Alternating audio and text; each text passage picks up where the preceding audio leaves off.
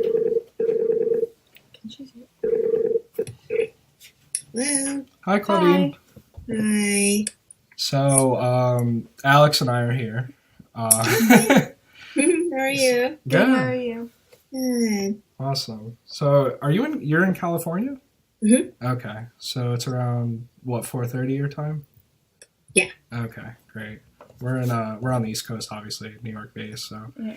Um, so I guess like how I would want to structure this, I guess we'll just like introduce ourselves like formally, and then we could just jump right into like a Q&A kind of thing. I'll just ask you. I obviously checked out Chew on This Storytelling. I saw like the VOD on Reddit, I think it was. Mm-hmm. There was one for I forgot the community. It was like a VR subreddit, but Mm-hmm. I was able to watch some of it. It looked really awesome. I mean, Yeah, the replays are all on YouTube, so you can see every replay that we've Okay, had since the awesome. beginning of the year. So, Can you guys hear me okay? I was trying to look for my lavalier for my mic, but oh is no, it we can hear you great? fine. Yeah, Okay. perfect. Yeah. You can hear us fine. Yeah. Okay, Yeah. great. All right, so I guess we'll just start with the introduction. So I guess we'll start with you, our guest. So, so I guess just like introduce yourself and like what you want to anything you want to plug or. Well, thanks for having me today. Okay. It's great to meet the Shareflo team, and it's been a real pleasure to include Shareflo as part of our Chew on the Storytelling community. So I'm Cici Wu. I'm the creator and host and producer for Chew on This Storytelling. The way that we came about was as a live storytelling series in California. We also made our way from the Bay Area over to Sydney and came back. And what we found when we came back is that we were invited into virtual reality. So we used the opportunity to meet people in person as well as virtually, globally, to bring together people who have a creative and entrepreneurial mindset. Awesome. Yeah, that's awesome. Yeah.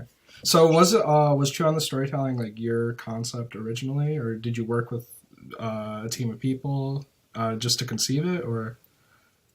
Well, I started it, and Okay. I've been really fortunate along the way. The reason I began was because my journey as a storyteller was to bring awareness around mental health, and that ties into the story of my mom who has severe mental illness. So that was my storytelling journey, and what I realized is that there's a lot of power among sharing story and gathering people together, especially in a time when sometimes people are afraid to be creative, or they're like, oh, I don't know how to be creative. So that's why I wanted to start the storytelling series.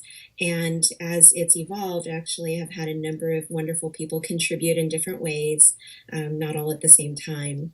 But I would say we've been really lucky to have an ongoing team of people, as well as what I call our kitchen cabinet. So those are people who have tremendous backgrounds who've been able to contribute their viewpoint to help us sort of guide the direction that we're going in. Yeah, that's incredible. Yeah, because after watching, I think it was the June VOD. You brought in. I saw a musician playing, like he was on. He was playing a virtual keyboard. What kind of other guests do you bring on, and what kind of stories do you want to share? As Chew on the Storytelling evolves. Thanks, Spencer. What you're talking about is that was the first ever piano performance in virtual reality. So in order to make that happen, the engineers at AltSpace VR did an incredible job of creating a keyboard that could be seen. But in order for our musician, Larry Steelman, who used to play with Mick Jagger, Johnny Mathis, Dizzy Gillespie, and others, as well as head up the Musical Institute keyboard department in Hollywood for a number of years, he was groundbreaking in his own way as a musician. And what we're doing is bringing in people from all walks of life. So prior to that, we had Dr. Elisa Quintana from NASA SETI Institute. And so she's literally with her team of explorers discovering over 4,000 planets. And the other folks that showed up with her, entrepreneurs, who again are bringing really wonderful new things. People like Todd Jason, who's developed Amplifield, and that's for global meditation. So people from around the world can have an intention and meditate together. So whether it's a musician or an entrepreneur in the tech space or a scientist like Dr. Quintana, looking to find people who are inspiring. Maybe they didn't know what they wanted to do originally and somehow stumbled into their path, and sharing a little bit about what that looks like. Wow, yeah, I'm loving the answers. This is this is just so much to go off of. Because at Shareflo, what we're doing, one of our growth strategies is to just like highlight different people in the tech and VR entrepreneurial scene, and the way we want to kind of do this is kind of just like bring live like interviews, like actual people, right. And just these stories are incredible. So do you find that the virtual reality space helps people to express themselves better than to say if they were to do something like, a piano performance in real life? Like obviously, the first ever virtual reality performance, that must be nerve wracking to someone, but do you think in the VR space it allows them to be more comfortable? Well, I think that's what I'm interested in exploring. Particularly, there's ways in which we're first of all there to bring humanity together. And we had a very interesting conversation the last time we were in virtual reality, where someone from Switzerland asked, why do kids need a ride somewhere? Kids here walk. And so we had a very interesting cultural discussion about that. So in some ways it can bring people from across the world closer together in virtual reality.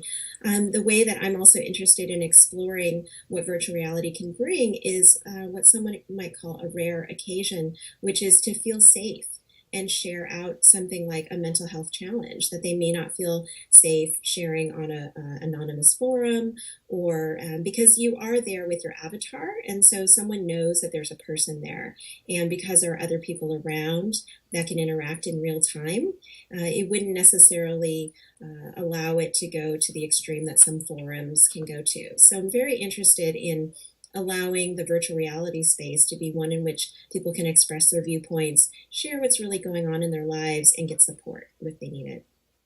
That's so cool. So tell me a little bit more about the avatars in Chew on the Storytelling. Like, are they allowed to create their own, or do they use like, custom ones, or because obviously, they're not representations of themselves. They're playing actual, they're just playing like kind of like a second world. Like they just create like their own thing. So what was like kind of the concept behind that? Did you want to remain that, anonymous kind of thing?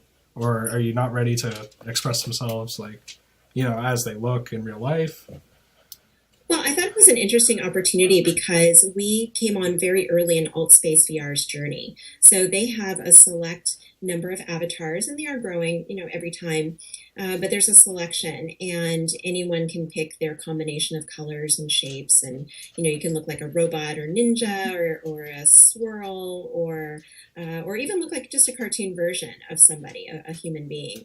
But what I loved is that I was able to select this sort of ninja robot looking avatar and keep the same one every time. And our environment changes as well. So we've gone from being in a comedy club to what I call my house, which is like a multi-level building home with a fireplace, to being in a theater on a planet in outer space. So, the challenge is to allow people to connect without necessarily basing it on the things that we normally base it on, like what you look like, what you're wearing. Although I think there may be some interest in having some fancy shoes for the female. Yeah, definitely. I mean, because the only real experience I have with like virtual reality is probably just how I see it in media. There's different takes on it. I mean, I watch a lot of like, Japanese anime. So like they kind of go into it a little bit with like, and then there's also, there's Second Life, but that's not really necessarily a VR space. It's kind of just a virtual world. But I can see that, with technology such as the Oculus Rift and like that kind of like, they're going to make different clients for that kind of space. So basically, like, how did you go from, I obviously you have your doctorate. So how did you go from? Were you studying this initially, or how did you get into this virtual reality? I like how you obviously. Yeah.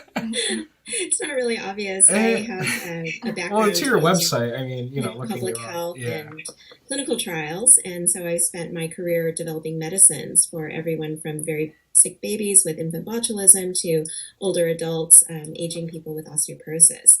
So it wasn't an obvious leap for me to go into storytelling. In Right. fact, it was contradictory in some ways. However, because I felt so compelled to share that there were amazing resources and people available to help those with mental health challenges in the Asian American community, I did what other people might not do, or what I would never have expected to do, which is to get on stage and speak about that in story. So that's how I made that leap. And, in virtual reality, I never would have expected either to be able to inhabit the avatar space. But what I found is people are not only interested in playing games or flying or having these sort of extreme experiences, they're actually also very interested in connecting in long form. So, although the technology right now may be very limited in terms of duration, they may only have 20 minutes before their battery runs out. Possibly, if they're in an appropriate setup, they may have a little bit longer. So, we have to prepare our storytellers to know that and try to get the audience involved so they do have some interaction with our guests, which again is part of the feature of what we do. A student in astrophysics was able to connect with Dr. Quintana even after the show. So for someone who was hearing about Dr. Quintana talk about her mentor, Dr. Sally Ride, who was the first female astronaut, then to have that connection with Dr. Quintana through our show is something that we're really pleased to be able to provide. Wow, that's such like a great, just networking opportunity, and even like, just connecting with people like in very, almost untraditional means. But I think it's becoming, in the near future, I think VR is going to be more of like, more traditional, because, to the general public, I feel like, we hear about it, but there's obviously some skepticism. So I guess tell me a little bit about like how I wanted to go back to the interaction, because you were noticing, you were saying about how they interact with guests. So how can people using your medium, Chew on the Storytelling, how can they interact with the VR space, both as a host and as a guest? Mm-hmm. Well, that's a great question. Again, we're fortunate to work with AltSpace VR, which is focused specifically on social VR, and they've developed what they call front row technology. So, in fact, it can accommodate any number of people to come into the space. What we do is we give our guests time to share, and I usually do it in an interview format, although sometimes we have comedian storytellers who come in and just really bring it for the audience. And so what we do through the interview format is to allow the audience to ask questions, and you'll find that those questions are often quite savvy. So when we've had musicians on, or even our astrophysicist example, we really get some very engaged questions. So that's the opportunity there. As far as interaction, we always take a group selfie at the end. So, so that's another a little piece that we look forward to as well. That's awesome. Obviously, at Shareflo, we would love to, attend one of your events, because, we're learning more about, the tech world, and, how we can interact with, various different kinds of people from various different backgrounds. Where do you see the benefits of virtual reality for, us as technology entrepreneurs? Where do you see like the main benefits for those kind of people in the entrepreneurial world?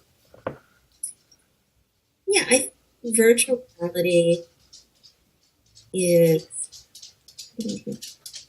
Can you? Yeah, I can hear you. I can hear you. I think it might be cutting out a little bit, but okay. All right, now I can hear you. Perfect.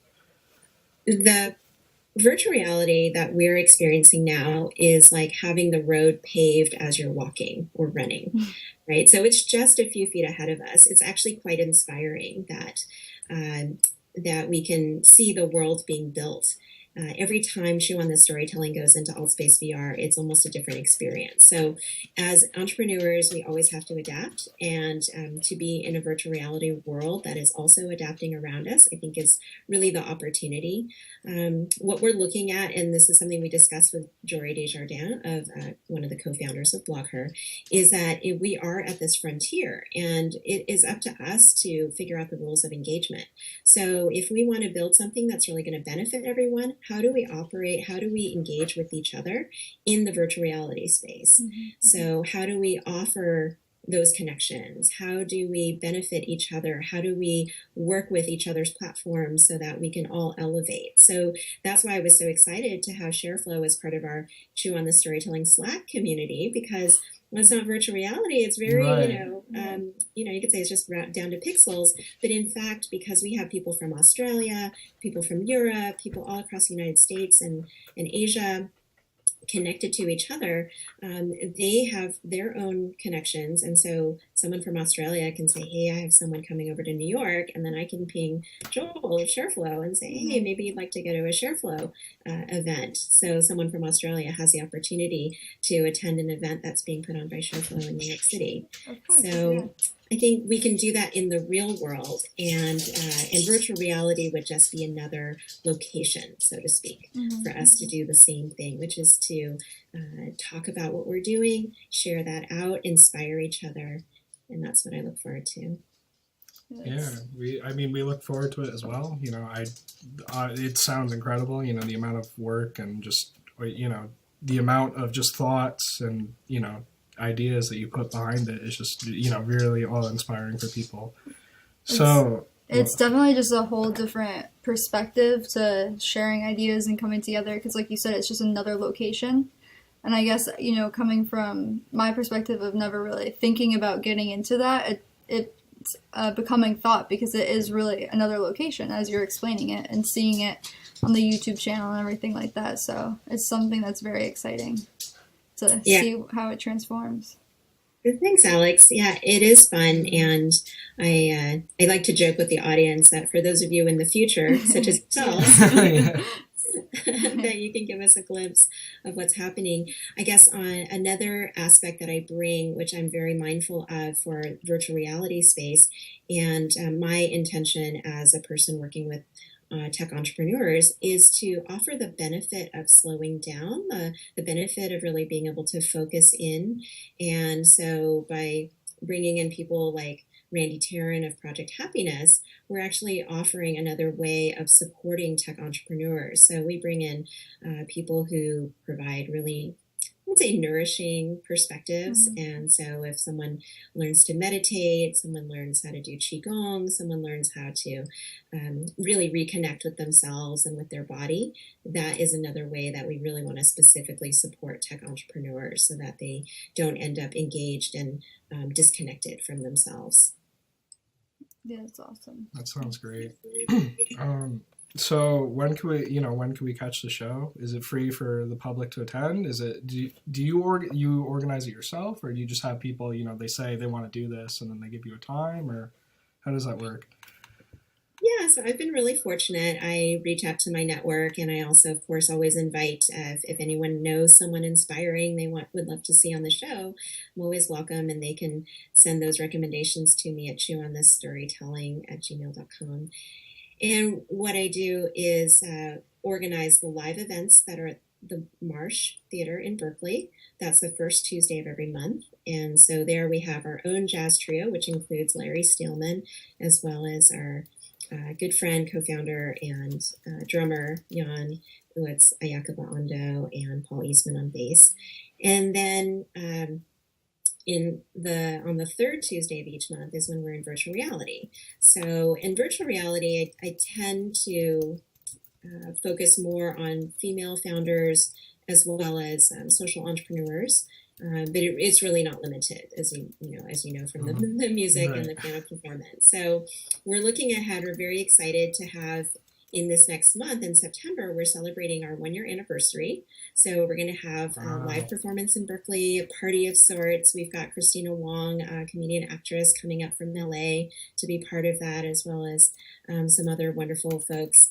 And then our September 20th show in virtual reality is free for anyone to attend through their computer, and they can register for that. The link is on our website, chewonthestorytelling.com.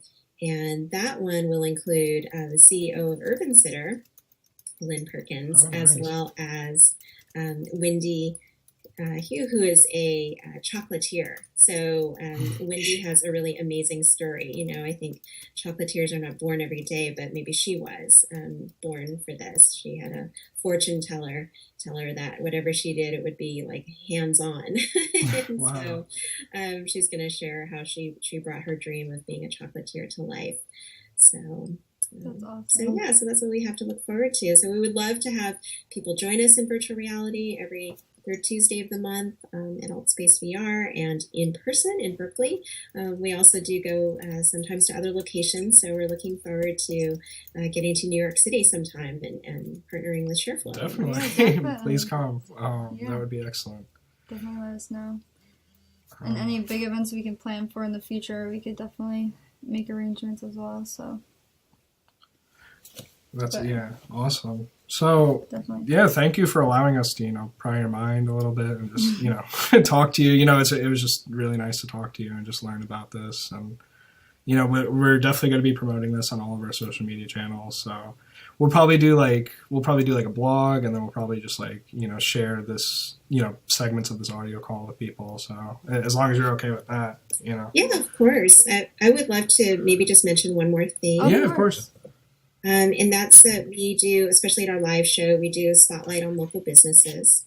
So what that means is we find, again, these inspiring entrepreneurs, and we really track their story as well as offer those products to our audience. So we've got things from Epic Coffee, from Grub Market, which you may have heard of. They're now national. It's like farmers market to your door. And they're it's just amazing. And we've got all natural body products from Archetypal Musings. We have discounts from the Writing Pad, which is an award-winning writing set of classes. They're based in LA, but they're also online and in San Francisco. So people who aren't necessarily sure how to pursue their dreams can actually access all of these different things through us. For tech founders, we've got access to developers. So we have teams of developers both in the US as well as elsewhere that they can get introduced to and work with. And then we have discounts for places like Founder Suite. So we're really looking to, we're branching and growing very specifically with these groups so that they can help to support the dreams of the people in our community. Yeah, of course. I mean, it's awesome, bringing these communities together, just in ways that people wouldn't even have thought of, or just it's very powerful. I love it. It's inspiring for us too. So it's as a startup, we're trying to everyone has the stigma where we're trying to revolutionize things, and we really are. We're always thinking outside the box and just very connecting with people in different ways, and it's an incredible feeling. So yeah, thank you again. Really appreciate taking your time out of the day to talk with us. And Great. Perfect. Thank you. All right, bye. Bye. Bye.